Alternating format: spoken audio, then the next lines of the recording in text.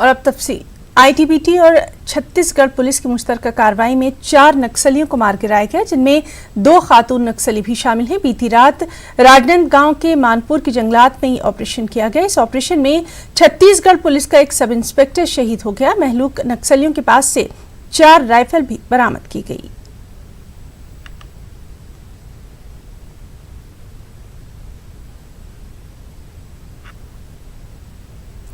LG polymers company को शहर के बाहर मुंतकिल करने का मुतालबा करते हुए यहां मकामी लोगों ने जबरदस्त एहतजाज किया। आर वेंकटपुरम इलाके की आवाम ने एलजी पॉलीमर्स कंपनी के बाहर एहतजाज किया। इनका कहना था कि हुकूमत एलजी पॉलीमर्स कंपनी के साथ साजबाज करते हुए आवाम की जिंदगियों से खिलवाड़ कर रही है। पुलिस ने एहतजाजियों को गिरफ्तार करते हुए करीबी पुलिस स्टेशन मुंतकिल किया। एक जानिब पुलिस एहतजाजियों को गिरफ्तार कर रही है, दूसरी तरफ इंसाफ का मुतालबा करते हुए जहरीली गैस सानहे के मुतासरीन ने एलजी पॉलीमर्स कंपनी के बाहर एहतजाज किया। इस दौरान पुलिस और एहतजाजियों के दरमियान कशीदगी भी देखी गई।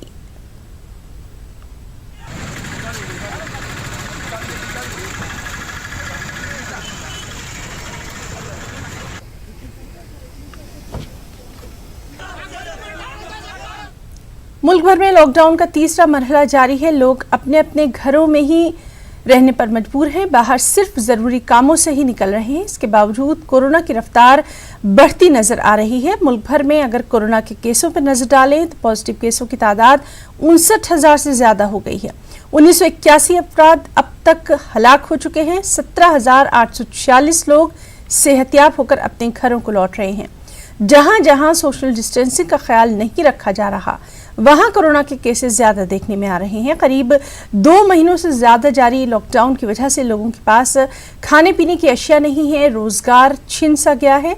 जो लोग अपने घरों से दूर रोजी रोटी की तलाश में बाहर थे, अब वो किसी तरह अपने घरों को वापस हो रहे हैं और 1000, 1500, 2000 का फासला साइकिल या पैदल से तय करने की कोशिश की जा रही है। हालांकि लोगों से अपील की जा रही है कि वो कोरोना से जारी जंग में कानून पर अमल करें, खुद को और मुल्क को कोरोना से निजात दिलाएं।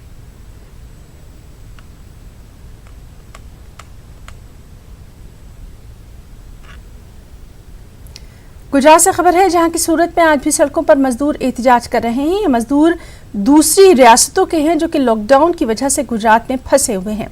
इनके पास खाने पीने की किल्लत है। एहतजाजी मजदूर ट्रेनों को बढ़ाने की मांग कर रहे हैं। यूपी और झारखंड के ये मजदूर लगातार सरापा एहतजाज बने हैं और इंतजामिया की बदइंतजामी से परेशान हैं।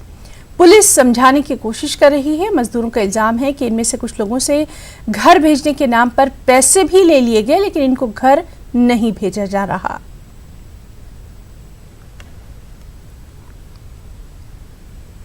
सूरत में बीजेपी कारकुनों पर गुंडागर्दी और हमला करने का इल्जाम है।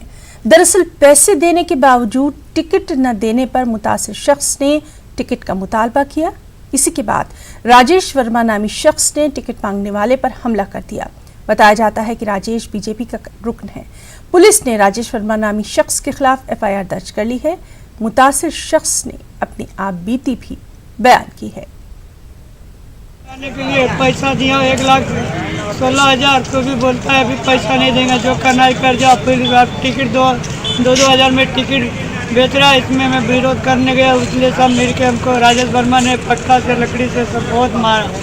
इतना मारा मेरा शरीर नहीं काम कर रहा, सर्वर फाड़ दिया। जिसका टोकन नंबर लग गया उसको भी टिकट नहीं दे रहा, जिसका नहीं लगा वो गाड़ी में बैठ गया।